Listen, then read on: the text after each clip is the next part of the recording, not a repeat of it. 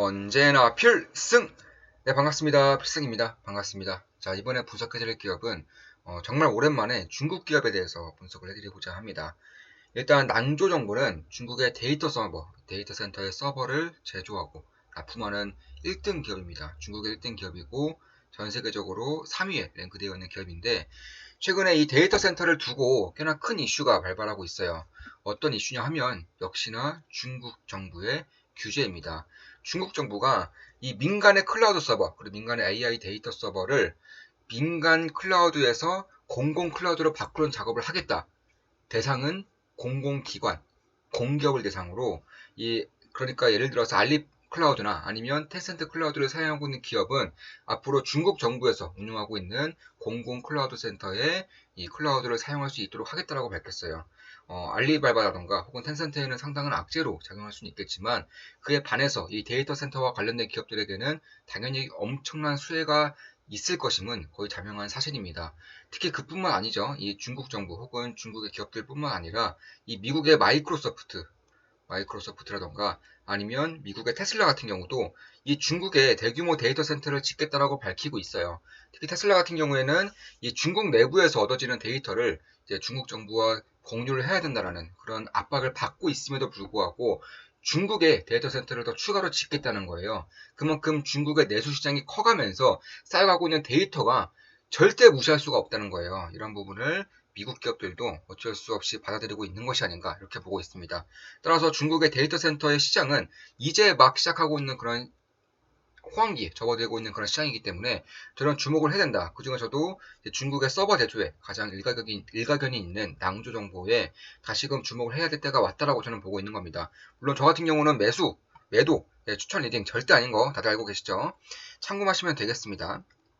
자, 낭조 정보는 이 글로벌 시장에서는 인스포라고 알려져 있습니다. 인스포라고 이제 서버 제조의 이제 글로벌 3위 업체로서 이제 하고 있는 곳인데, 사실 서버 제조 업체에서는 중국 내 시장 점유율이 대략 한 34%예요. 압도적이라고 할 수 있습니다. 글로벌 시장 점유율은 대략 한 12%를 차지하고 있는데, 이 부분이 점차 올라가고 있다는 거예요. 특히나 이 작년에 이 서버 시장에 대한 혹은 서버에 대한 그런 확충 이슈가 상당히 좀 잦아들었습니다. 작년에 경기가 굉장히 꺾이면서 이제 그랬던 상황인데, 그럼에도 낭조 정보는 작년 기준으로 실적이 70% 이상 급등했어요. 올해 같은 경우에도 거의 100%, 내년에는 100% 이상의 성장을 보일 것으로 예상되고 있는 만큼, 사실 낭조정보의 PR이 상당히 높았습니다. 한때는 40에서 60 사이를 왔다 갔다 했었는데, 현재는 주가가 꽤나 조정을 받고 있고요. 실적이 많이 올라온 상황이기 때문에 PR이 25 정도밖에 안 돼요. 25 전후입니다. 그만큼 이 밸류에이션 측면에서도 부담이 꽤나 사라진 것은 맞고요. 그에 반해서 산업 자체가 굉장히 좋아지고 있는 것은 맞습니다. 현재 중국 같은 경우는 뭐 5G, 클라우드 컴퓨팅, 뭐 데이터 센터, AI 데이터 센터, AI 서버 이런 것들에 대한 뉴 인프라 건설을 현재 추진 중에 있어요. 물론 몇몇 의견들을 보면 중국은 현재 긴축 중이다. 중국은 재정 정책을 펼치지 않을 것이다. 이런 의견들이 있는데 터무니없는 소리입니다. 실질적으로 돈이 풀리고 있는 것을 보면 절대 멈추고 있지는 않습니다. 물론 부채 리스크 혹은 앞으로 다가올 이 미국과의 금융 전쟁에 있어서 어느 정도의 부채 리스크를 해지하고자 하는 그런 노력을 하고 있는 것은 맞습니다. 특히 부동산에 대해서 더욱더 그렇죠. 중국 자산 비중의 70% 이상이 부동산이기 때문에 이 부동산 대출 리스크, 부동산 부채가 터질 경우에는 상당히 큰 리스크가 다가올 수 있는 만큼 이 중국 정부에서도 이에 대해서 신경을 쓰고 있는 것이지, 그 외적인 부분, 뭐 산업을 키운다거나 신산업에 대한 지원을 해준다거나 혹은 대출을 압박한다거나 이러한 리스크가 별로 없습니다. 그런 것을 봤을 때에도 저는 특히나 이 중국 정부에서도 대략 한 200조 원 이상, 200조 원 이상을 향후에 뉴 인프라 건설에만 풀겠다라고 밝히고 있기 때문에 이런 부분을 볼 필요가 있다. 특히나 알리바바나 텐센트 같은 경우에도 이 클라우드 사업 자체가 굉장히 성장성이 뛰어나요. 뭐 매년 40% 이상씩 꾸준히 나오고 있고, 특히 중국 정부가 이제 공공기관 혹은 공기업에서 이제 민간 클라우드를 사용하지 못하도록 하겠다고 밝히고 있음에도 클라우드의 성장세는 멈추지 않을 가능성이 높고요.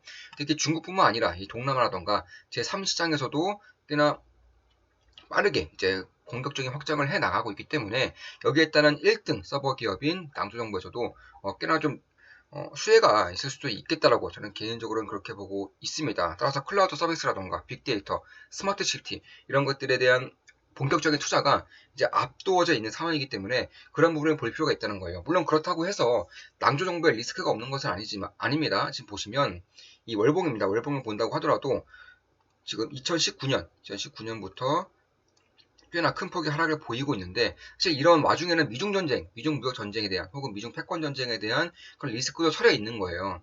사실 이 낭조 정부의 대부분 이제 반도체를 인텔 혹은 엔비디아, 서버 반도체는 인텔이고요. AI 반도체는 엔비디아 걸 쓰고 있습니다. 이 두 기업의 반도체를 쓰고 있기 때문에 만약에 미중 패권 전쟁으로 인해서 이 두 기업으로부터 반도체를 납품받지 못한다면 꽤나 큰 리스크가 있을 수 있다. 따라서 이 미중 패권 전쟁에 대한 리스크를 그대로 주가가 이제 반영을 하고 있는 모습이다. 이렇게 보시면 될 것 같습니다.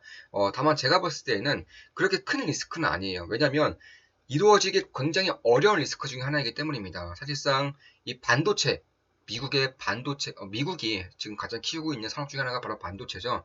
그런데 전 세계 40% 이상의 수요를 차지하고 있는 국가가 바로 중국입니다. 따라서 중국의 반도체를 수출하지 않겠다는 건 자국의 반도체 산업에 대한 성장을 막겠다라고 하는 것과 마찬가지이기 때문에 이쪽에 대한 이슈는 사실 쉽게 불거질 이슈는 아니에요. 일본 같은 경우에도 한국에 이런 반도체를 공격했음에도 정말로 실질적인 뭐 장비라던가 핵심 소재라던가 이쪽에 대한 공격을 하지 않았던 것도 일본도 이를 알고 있었고 미국도 알고 있기 때문입니다. 각 국가에서 반도체가 차지하는 비중이 얼마나 큰 것이며 여기에 따른 흠집뿐만 아니라 사실상 거의 성장을 아예 막아버리는 그런 조치를 하기에는 이 정치 혹은 정권 특성상 굉장히 리스키할 수밖에 없다. 이렇게 보시면 될 것 같습니다. 특히 서버뿐만 아니라 클라우드 서버뿐만 아니라 AI 컴퓨팅 분야에서는 IDC 데이터에 따르면 2020년 기준으로 AI 서버 시장 점유율이 세계 1등 기업은 바로 낭조 정보입니다. 그만큼 여기에 대한 성장성이 굉장히 뛰어나다는 거예요. 매년 50% 이상의 성장세를 보이고 있기 때문에 특히 중국의 데이터 센터 건립이 이제 막 시작도 안 했기 때문에 그런 부분에서 장기적으로 봤을 때에도 꽤나 괜찮은 그런 흐름을 나타낼 수도 있겠다. 이렇게 보시면 될 것 같습니다. 참고로 지금 대부분 이제 중국 시장을 굉장히 리스키하다고 보고 있는 것 같은데 저 같은 경우는 중국의 핵심 기업들, 중국 정부가 대놓고 밀어주고 있는 산업의 기업들은 공격적으로 투자하고 있는 것은 맞습니다. 우리 멤버분들은 다 아실 거예요. 특히나 이 좋은 마음 기쁜 덕의 멤버분들에게는 제 계좌까지 공개해드리기 때문에 사실 제가 뭐 과장을 한다거나 혹은 거짓말을 할 수도 없고요. 할 생각도 없어요. 그런 성격도 아니고 중재가기가 오늘 상한가를 쳤습니다. 오늘 상한가를 갖고 대략 제 계좌 기준으로 한 수익률이 22% 정도 되는 것 같아요. 굉장히 빠른 시간 내에 꽤나 큰 수익을 내고 있는 것은 맞고요. 동학그룹,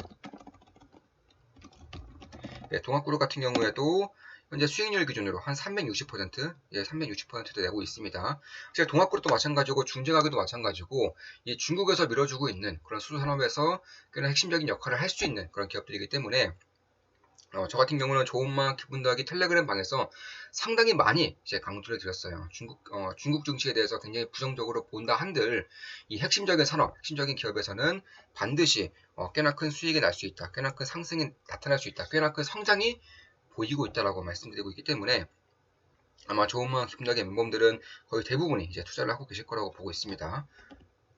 BRD 같은 경우도 사실 중국 정부에서 이 미국 기업들을 대상으로 전기차에 대한 보조금을 어느 정도는 좀 규제를 할 수밖에 없는 그런 상황에 오고 있지 않나 이렇게 보고 있습니다. 사실 그런 시간을 충분히 벌었어요. BYD 같은 경우도 이미 중국 내에서는 테슬라보다 더 많은 차량을, 많은 전기차는 아니지만 많은 차량을 팔고 있는 것은 맞고요. 그런 부분을 봤을 때에도 점차 기술력이 올라오면 올라올수록 이 보조금에 대한 혹은 정부 지원에 대한 그런 방향성이 뭐 미국도 마찬가지고요. 중국도 마찬가지입니다. 자국 위주로 좀 판을 개편하지 않을까 이렇게 보고 있습니다.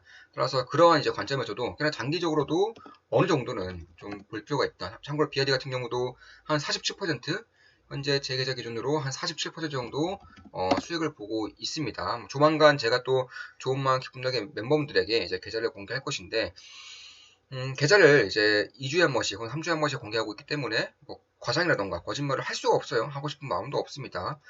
그런 부분을 본다면 이 낭조 정부 역시나 물론 제 모든 영상은 매도, 추천 리딩은 절대 아니지만 이 중국 정부에서 데이터 센터를 이제 중국으로부터 중국 정부가 공산당이 가져가기 위해서 새롭게 건립한다는 것만으로도 꽤나 크게 좀 수혜를 받을 수가 있다. 그뿐만 아니라 뭐 미국과 유럽 같은 경우에는 데이터 센터에 대한 그런 산업이 어느 정도는 자리를 잡았다고 한들 뭐 인도라던가 동남아 시장 남미 혹은 아시아 시장에서도 꽤나 크나큰 이제 모멘텀이 여전히 있을 수 있다는 점, 그리고 무엇보다 글로벌 기업에서의 중국 시장 침투에 따라서 데이터 센터가 꽤나 크게 지어지고 있다는 점, 혹은 지어질 준비를 하고 있다는 점도 주목을 해볼 필요가 있다고 저는 보고 있습니다.